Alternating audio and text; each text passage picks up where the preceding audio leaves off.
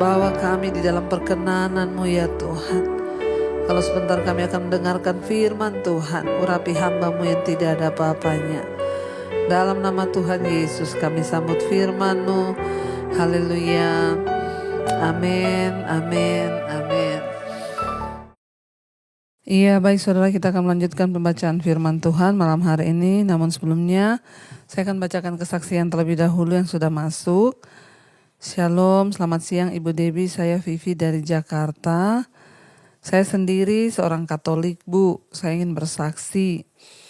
Di waktu lagi sedang rame-ramenya COVID Delta, di kantor pusat Jakarta pun banyak yang kena. Padahal di kantor saya itu sudah protokol COVID-nya sangat luar biasa. Singkat cerita, ada satu teman saya yang lagi dinas di luar kota. Dia di sana batuk-batuk dan di PCR ternyata dia positif. 1 minggu sebelum yang bersangkutan dinas sempat bilang ke saya kalau dia capek dan pengen pensiun. Dia juga ingin beli kios dekat rumah kalau dia dapat uang sekitar 400 juta.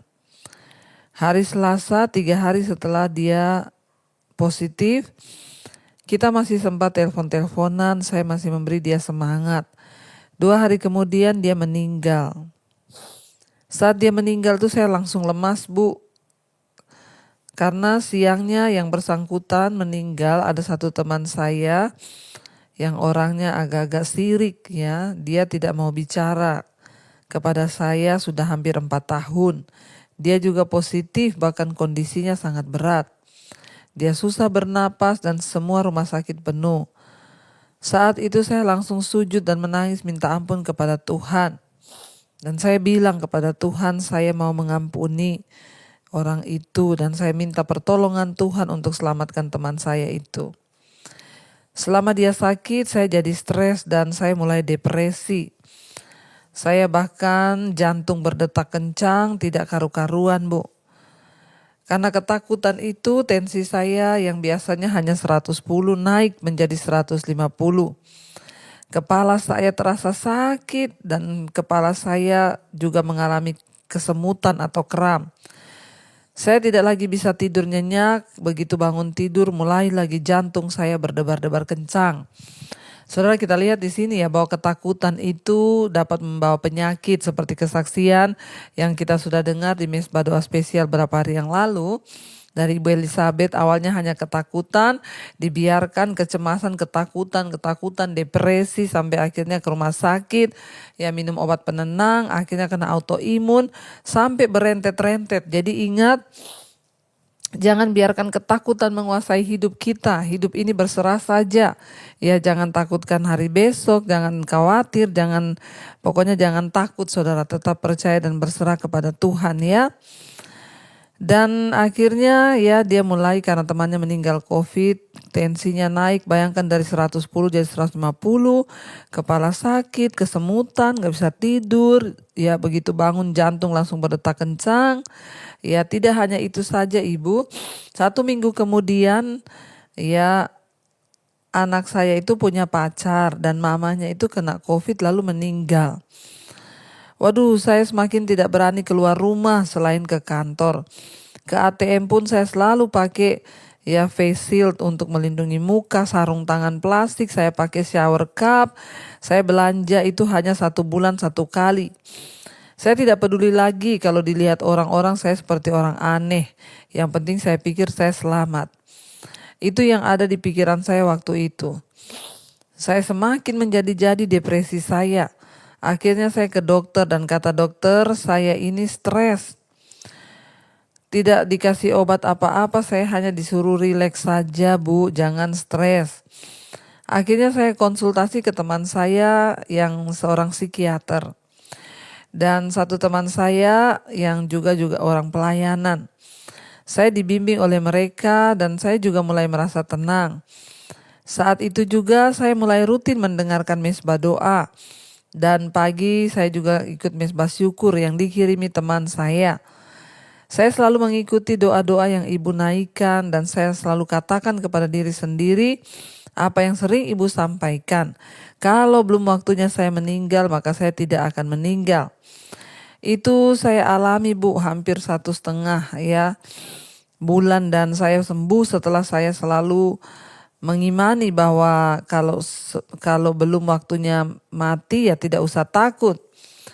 Puji Tuhan, akhirnya saya disembuhkan Tuhan dari segala ketakutan.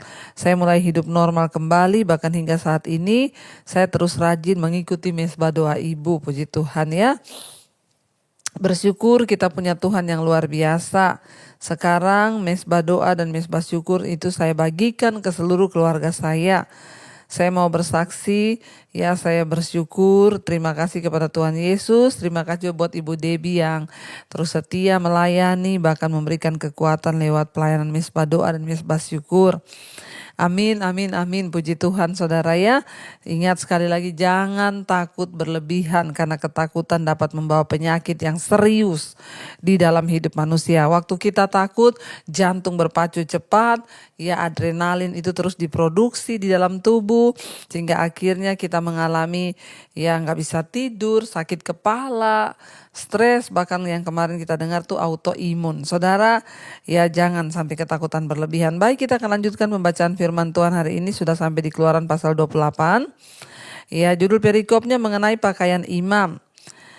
Ayat yang ke-1, engkau harus menyuruh abangmu Harun bersama-sama dengan anak-anaknya datang kepadamu dari tengah-tengah orang Israel untuk memegang jabatan imam bagiku.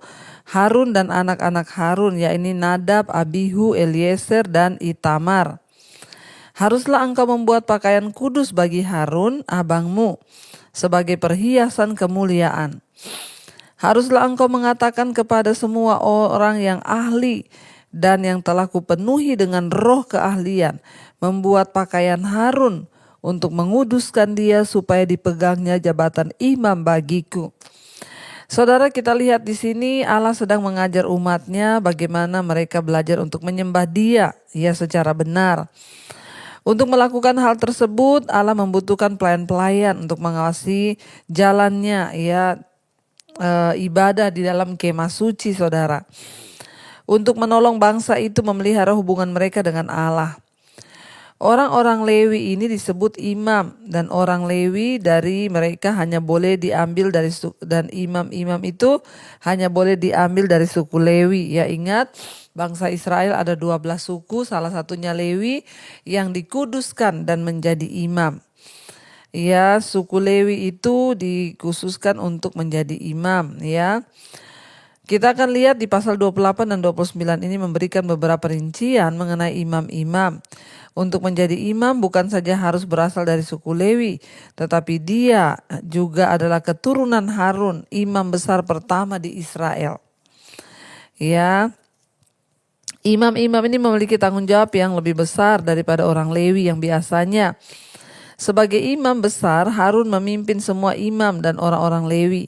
Imam-imam mengadakan persembahan kurban setiap hari, memelihara kemah suci, dan memberi nasihat kepada bangsa itu tentang cara untuk mengikuti Allah. Ya, dan mereka adalah wakil umat di hadapan Allah, ya, dan juga mereka adalah wakil Allah bagi umat itu, saudara. Itulah sebabnya mereka diwajibkan untuk hidup layak dan kudus di dalam memegang jabatan imam mereka. Ya, dan dikatakan di sana mereka adalah wakil umat di hadapan Allah, saudara ya. Yesus sekarang adalah imam besar yang sudah menjadi perantara kita antara Allah dengan manusia ya. Dan persembahan kurban yang Yesus bawa itu adalah dirinya sendiri, karena tidak ada lagi darah kambing, domba, sapi yang bisa ya menyucikan manusia itu kecuali darah Yesus sendiri, saudara. Lalu dikatakan di sana, haruslah engkau mengatakan kepada semua orang yang ahli yang telah kupenuhi dengan roh keahlian untuk membuat pakaian Harun untuk menguduskan dia supaya dipegangnya jabatan imam bagiku. Bahkan untuk membuat pakaian bagi Harun untuk diangkat sebagai imam, Tuhan menyuruh orang-orang yang ahli yang sudah dipenuhi oleh roh keahlian. Inilah pakaian yang harus dibuat mereka: tutup dada, baju efod, gamis, kemeja yang ada raginya, serban, dan ikat pinggang. Demikianlah mereka harus membuat pakaian kudus bagi Harun abangmu dan bagi anak-anaknya, supaya ia memegang jabatan imam bagiku. Ayat yang kelima, untuk itu haruslah mereka mengambil Haruslah mereka mengambil emas, kain ungu tua dan kain ungu muda, kain kermisi dan lenan halus. Baju efod itu harus dibuat mereka dari emas, kain ungu tua dan kain ungu muda, kain kermisi dan lenan halus yang dipintal benangnya buatan seorang ahli. Haruslah ada pada baju efod itu 2 tutup bahu yang disambung kepadanya. Pada kedua ujungnya harus baju efod itu disambung. Sabuk pengikat yang ada pada baju efod itu haruslah sama buatannya dan seiras dengan baju efod itu, yakni dari emas, kain ungu tua, kain ungu muda, kain kermisi, dan lenan halus yang dipintal benangnya. Haruslah kau ambil 2 permata kisopras dan mengukirkan nama para anak Israel pada permata-permata itu. Ayat 10, 6 dari nama mereka itu pada permata yang pertama, dan ke-6 nama lagi pada permata yang kedua menurut urutan kelahirannya. Seperti buatan seorang pengasah permata diukirkan seperti materai, demikianlah harus kau ukirkan pada kedua permata itu nama para anak Israel. Dililit dengan ikat emas harus kau buat permata itu. Ayat 12, kemudian haruslah kau taruh kedua permata itu pada kedua tutup baju efod sebagai permata peringatan untuk mengingat orang Israel. Maka kehadapan Tuhan haruslah Harun membawa nama mereka di atas kedua tutup bahunya menjadi tanda peringatan. 13, haruslah kau buat ikat emas dan 2 untai dari emas murni sebagai utas haruslah kau buat itu dan buatannya sebagai tali berjalin dan harus kau pasang untai jalin itu pada ikat itu. 15, haruslah engkau membuat tutup dada pernyataan keputusan, buatan seorang ahli. Buatannya sama dengan baju efod. Demikianlah harus engkau membuatnya, yakni dari emas, kain ungu tua, kain ungu muda, kain kermisi, dan lenan halus yang dipintal benangnya. Haruslah kau tatah itu dengan permata tatahan, 4 jajar permata, permata yaspis, merah, krisolit, malakit. Itulah jajar yang pertama. Jajar yang kedua permata batu dara, lasurit, yaspis hijau. Jajar yang ketiga permata ambar, aki, kecubung. Jajar yang keempat permata pirus, kisopras, dan nefrit. Dengan berikatkan emas demikianlah permata-permata itu dalam tatahannya. Sesuai dengan nama para anak Israel, permata itu harus 12 banyaknya. Dan pada tiap-tiap permata harus ada diukir seperti materai nama salah satu suku dari yang ke-12 itu. Juga haruslah kau buat untuk tutup dada itu untai berpilin yang buatannya sebagai tali berjalin dari emas murni. Juga haruslah kau buat untuk tutup dada itu 2 gelang emas dan kedua gelang itu harus kau pasang pada ke ujung tutup dada. Haruslah kedua untai emas yang berjalin itu kau pasang pada kedua gelang itu, pada ujung tutup dada. Kedua ujung tutup yang lain dari kedua untai berjalin itu haruslah kau pasang kedua ikat emas itu. Demikianlah kau pasang pada tutup bahu baju efod di sebelah depannya. Haruslah engkau membuat 2 gelang emas dan membubuhnya pada kedua ujung tutup dada itu, pada pinggirnya dan sebelah dalamnya yang berhadapan dengan baju efod. 27 juga harus engkau membuat 2 gelang emas dan memasangnya pada kedua tutup bahu baju efod di sebelah bawah pada bagian depan dekat ke tempat persambungannya di sebelah atas sabuk baju efod. Kemudian haruslah tutup dada itu dengan gelangnya diikat pada gelang baju efod dengan memakai tali ungu tua, sehingga tetap di atas sabuk baju efod dan tutup dada itu tidak dapat bergeser dari baju efod. 29, demikianlah di atas jantungnya harus dibawa Harun nama para anak Israel pada tutup dada pernyataan keputusan itu. Apabila ia masuk ke dalam tempat kudus supaya menjadi tanda peringatan yang tetap di hadapan Tuhan.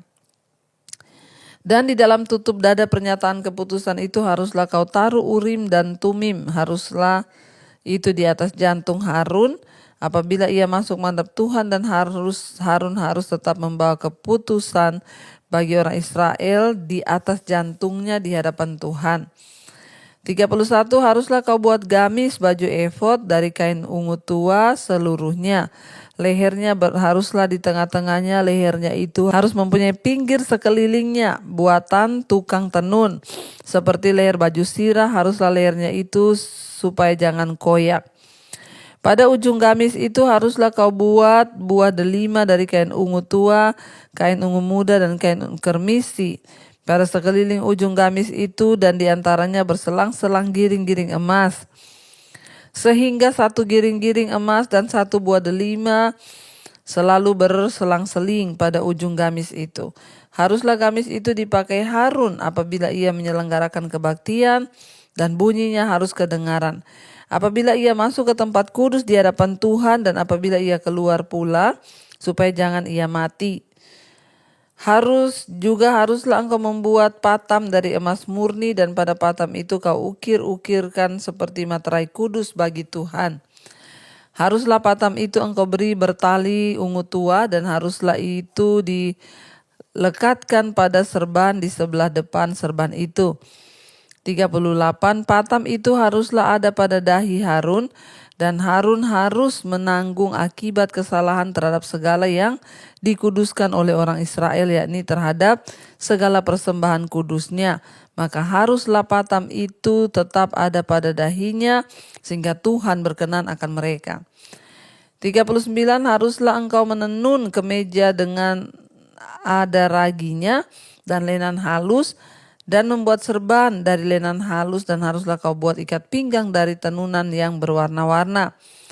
40 Juga bagi anak-anak Harun haruslah kau buat kemeja-kemeja dan haruslah kau buat ikat pinggang bagi mereka dan destar haruslah kau buat bagi mereka untuk menjadi perhiasan kemuliaan. Maka semuanya itu haruslah kau kenakan pada abangmu Harun bersama-sama dengan anak-anaknya. Kemudian engkau harus mengurapi, mentahbiskan dan menguduskan mereka sehingga mereka dapat memegang jabatan imam bagiku. 42 Buatlah celana lenan bagi mereka untuk menutupi daging auratnya. Celana itu haruslah dari pinggang sampai paha panjangnya.